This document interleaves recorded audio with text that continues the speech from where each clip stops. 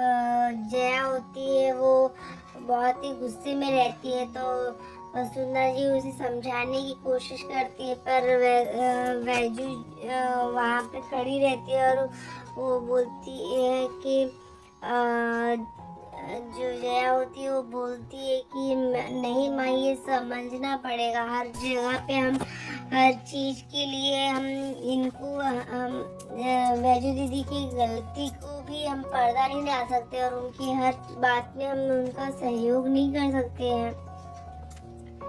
तो ये सुन के वैजू को बहुत तकलीफ होती है और फिर जैसे ही थोड़ा हवा चलता है तो वैजू के जो बाल होते हैं वो उड़ते हैं, जिसकी वजह से उसका सिंदूर दिखने लगता है। तो जया को और गुस्सा आता है कि मैंने तो आपका जाते समय आपके सिंदूर को निकाला था ना अपने हाथों से, पर आपने फिर से सिंदूर खरीद के फिर से लगा लिया, तो आपको ये क्यों करना पड़ा। और फिर ये सुन के फिर उसे बहुत ही गुस्सा है और पूछती है बार बार कि क्यों खरीदा और आपने कहाँ लगाया, कैसे लगाया।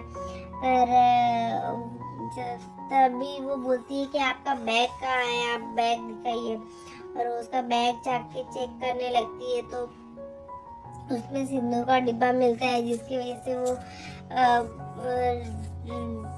जया को बहुत ही गुस्सा आता है कि ये क्यों किया आपने, आपको क्या इतना ही शौक था, ये घर है, यहाँ पे ये चीजें नहीं होती, आप कुंवारी हैं और आप कुंवारी होके भी ऐसे सिंदूर बार बार लगा रही हैं। कोई झुमरी पार्टनर कोई रिचुअल नहीं है जो आपको लगाना कंपल्सरी है, और आप तो कुंवारी होने के साथ साथ ऐसा कर ही नहीं सकती। और आप जब तक इस घर में रहेंगे तब तक मेरे को आपकी मांग में सिंदूर नहीं दिखना चाहिए। और फिर वो सिंदूर का डिब्बा फेंक देती है, जिसकी वजह से जया को गुस्सा तो बहुत आता है। और यहाँ पे वैजू जो होती है वो बहुत मतलब उसे बहुत हर्ट होता है, वो वहाँ से जाने लगती है। तभी उसे जया पकड़ के बोलती है कि आज के बाद मुझे आपकी मांग में सिंदूर नहीं दिखना चाहिए। और यहाँ पे हम देखते हैं कि जो